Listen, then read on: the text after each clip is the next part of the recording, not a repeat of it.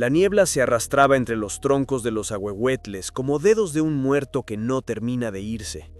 El escuadrón Águila de la Sedena avanzaba en formación de diamante por el sendero que los lugareños de Tlaxcala llaman el camino que se traga a los hombres.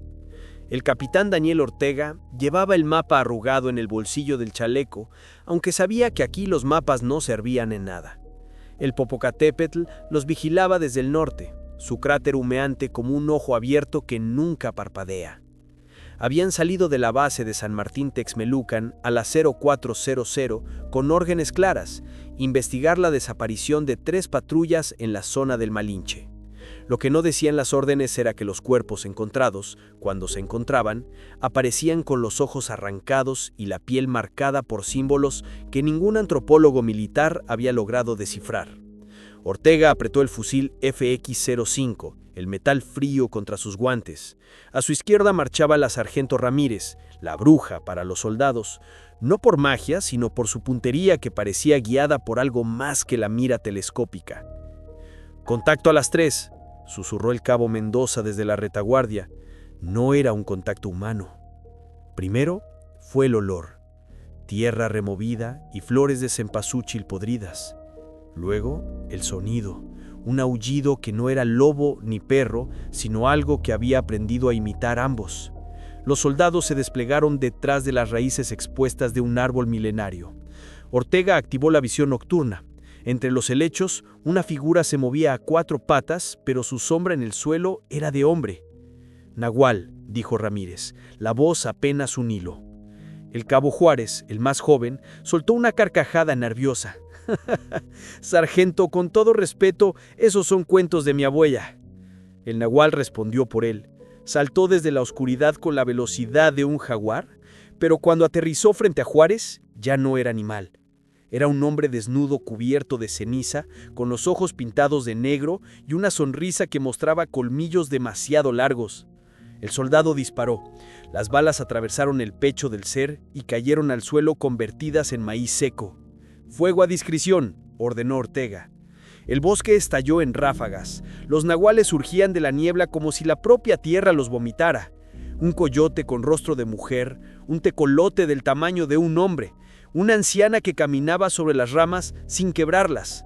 Pero lo peor eran las brujas. Volaban bajo, rozando las copas de los árboles, sus mantos negros hechos de alas de murciélago. Una de ellas, la que lideraba, tenía el rostro de una niña de no más de 10 años, pero sus manos terminaban en garras de obsidiana. «Formen círculo», gritó Ortega mientras recargaba. Se agruparon alrededor del árbol sagrado que los lugareños llaman el abuelo. Su tronco era tan ancho que 6 hombres no podían abarcarlo con los brazos. Ramírez sacó de su mochila un frasco de agua bendita robada de la iglesia de San Miguel y lo roció sobre las balas. «Funciona en las películas», dijo encogiéndose de hombros. El primer nahual que tocó el círculo se desintegró en humo negro, pero vinieron más. El teniente Cortés, el oficial de comunicaciones, intentó establecer contacto con la base. «Águila 1 Anido, tenemos...» Su voz se cortó cuando una bruja le arrancó la radio de las manos y la aplastó contra una roca. La niña bruja se posó frente a Ortega, flotando a un palmo del suelo. «Te conocemos, soldado», dijo con voz de campanitas rotas. «Tu abuela quemó nuestro templo en 1917. La sangre paga sangre». Ortega sintió el peso de su apellido como una losa. Su abuela, la general Ortega, había liderado la quema de un coven durante la revolución. Las brujas no olvidaban. El ataque se volvió personal. Los nahuales empezaron a imitar las voces de los soldados muertos en misiones pasadas. Juárez oyó a su hermano, muerto en Chihuahua, llamándolo desde la niebla. El soldado dio un paso fuera del círculo. Ramírez lo jaló de vuelta por el cuello del chaleco. «Son ilusiones, pendejo. ¡Concéntrate!» Pero las ilusiones sangraban. Un nahual con el rostro del padre de Ortega se materializó frente al capitán con el uniforme de gala lleno de medallas. «Hijo, bájame la guardia. Ya estoy cansado». Ortega disparó. El nahual se disolvió en plumas de cuervo que cayeron como lluvia negra. La batalla duró horas o minutos. El tiempo se doblaba en el bosque del Malinche. Los soldados agotaron sus cargadores. Ramírez usó su cuchillo de combate para tallar símbolos protectores en la corteza del abuelo. Juárez rezaba en voz baja, mezcla de Padre Nuestro y plegarias a la Virgen de Guadalupe que su madre le había enseñado. Entonces llegó el silencio. Las brujas se retiraron a las copas de los árboles. Los nahuales se convirtieron en sombras que se deslizaron entre las raíces. La niña bruja quedó flotando sola, ahora con el rostro de una anciana arrugada. «Esto no termina aquí», dijo con voz de campanitas rotas. «Cada luna llena, uno de ustedes volverá, con diferente cara, pero la misma sangre». Desapareció dejando olor a copal quemado. Los sobrevivientes eran 7 de los 15 que habían entrado.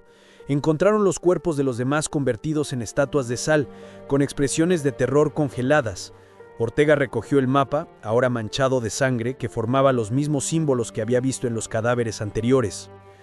Al amanecer, cuando el sol tiñó de rojo la cumbre del Popocatépetl, el escuadrón Águila salió del bosque. Nadie habló en el trayecto de regreso. Juárez llevaba en el bolsillo un diente de obsidiana que había encontrado clavado en su chaleco.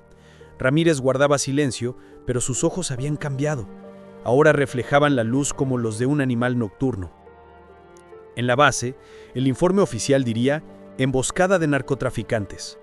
Pero en los barracones por las noches, los soldados contaban otra historia. Decían que en las lunas llenas el capitán Ortega salía solo al patio de armas y hablaba con alguien que no estaba ahí. Que la sargento Ramírez había empezado a tallar runas en las balas de práctica, que el cabo Juárez despertaba gritando nombres que no eran de este mundo. Y, en lo profundo del bosque del Malinche, el árbol abuelo sangraba resina negra cada amanecer, formando letras en náhuatl que solo los nahuales podían leer. La deuda crece, la sangre volverá. Si te ha gustado, apóyanos con tu like y suscribiéndote a nuestro canal.